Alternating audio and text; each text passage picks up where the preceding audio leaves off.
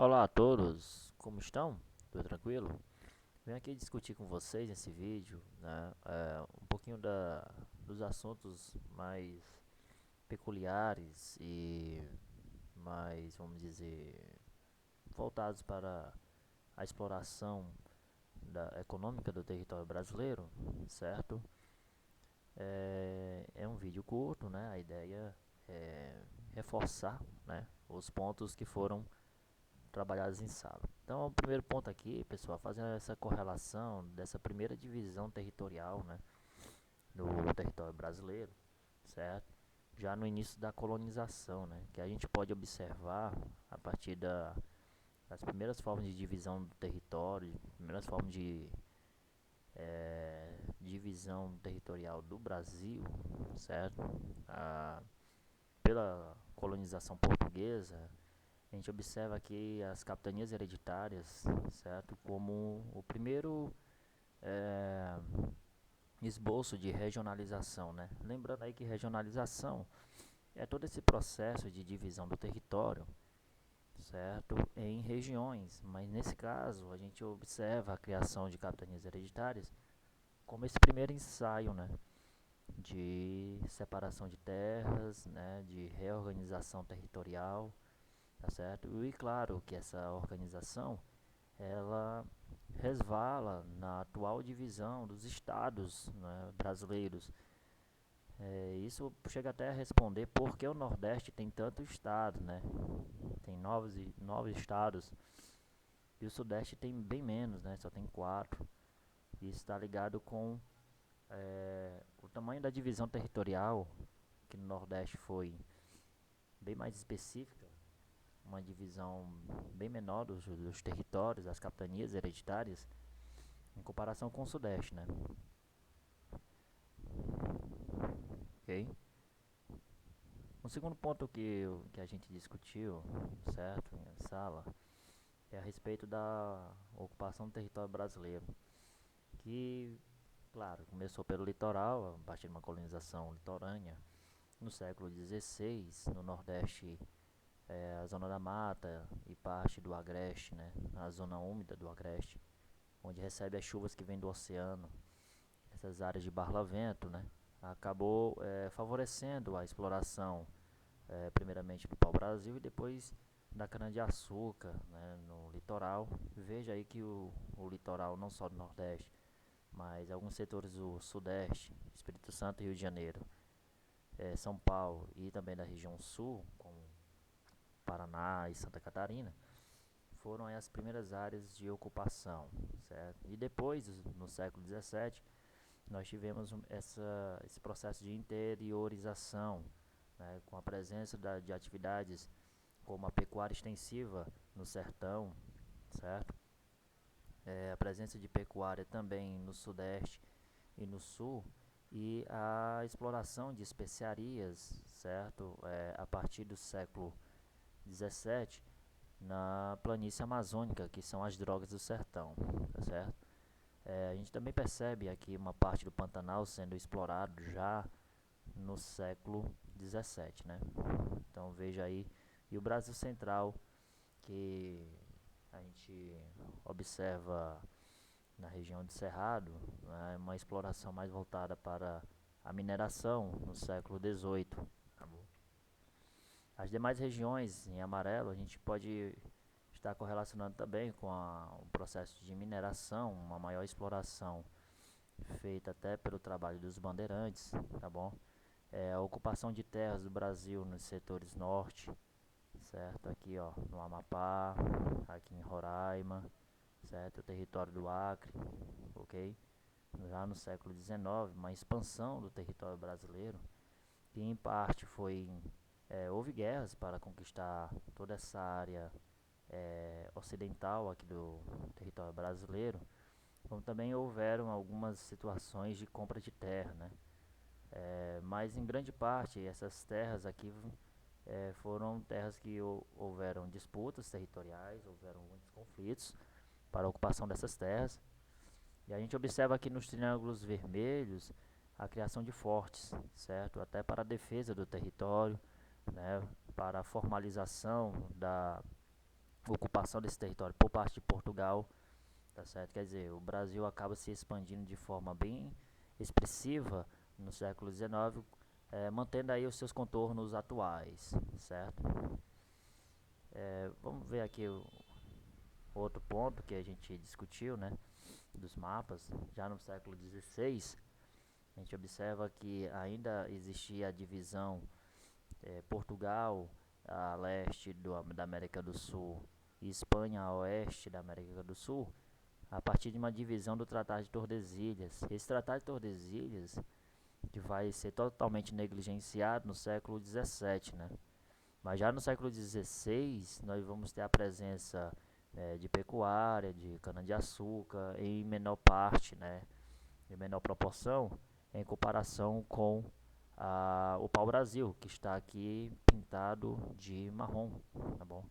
Então, o pau-brasil no século XVI foi a principal atividade econômica de exploração, né? Até por causa das demandas dessa matéria-prima na Europa, certo? Mais voltado para os setores têxteis, tá certo? Já no século XVII, a gente observa uma maior expressão da cana-de-açúcar, que representada na cor laranja, ao longo do litoral do sudeste, nordeste. Tem até algum setor aqui no Maranhão, certo? Uma maior concentração da pecuária na, na parte continental, né, no sertão. Também temos aqui no sudeste e na região sul, com uma pecuária, claro, que bastante diferenciada, estando de acordo com as características ambientais, né, locais, certo? Então, a gente pode até fazer essa correlação atualmente. No Nordeste nós temos aí a chamada carne de sol, já no Sul nós temos as charqueadas, certo? Também a gente observa a existência da exploração de especiarias na Amazônia, aqui representada por a cor marrom, né? Certo? Então, a gente começa a observar já no século XVIII uma maior variedade de exploração territorial, tá certo? A cana de açúcar continua a ser expressiva no litoral, na cor vermelha, né? Aqui na zona da mata, certo? Foi um foco de produção importante para o mercado externo, para o desenvolvimento econômico do país, ok? E foi considerado como um importante centro, né, de produção e também existência de trabalho escravo, certo? Então veja também a maior expressividade da pecuária aqui representada na cor roxa, tanto aqui no Nordeste, presente em todas as sub-regiões, como também no Sudeste e no Centro-Oeste, aqui no Pantanal, certo? Olha o crescimento da pecuária no Pantanal no século XVIII e também no Sul, nas regiões dos Pampas, como dos ambientes mais propícios para o desenvolvimento da pecuária, certo? Sendo essa atividade hoje essencial, importante e em destaque na economia da região sul, e as drogas do sertão, que ainda continua sendo uma atividade essencial, importante para a região norte, né? Já no século XIX a gente observa uma variedade ainda maior, ok? A pecuária ainda continuando a existir como uma atividade essencial para o Nordeste, não só para o Nordeste, mas para outras regiões como o Centro-Oeste, certo? E também para o Sul. A presença de mate muito específica, de acordo com o clima subtropical da região Sul, né? A presença de cana-de-açúcar, que ainda se torna importante, mas acabou perdendo valorização diante da concorrência com o mercado externo de outras regiões tropicais, tá certo? E isso vai fazer com que a cana-de-açúcar perca importância e acabe sendo substituída, né, pela mineração. A mineração passa a ser uma atividade essencial, né?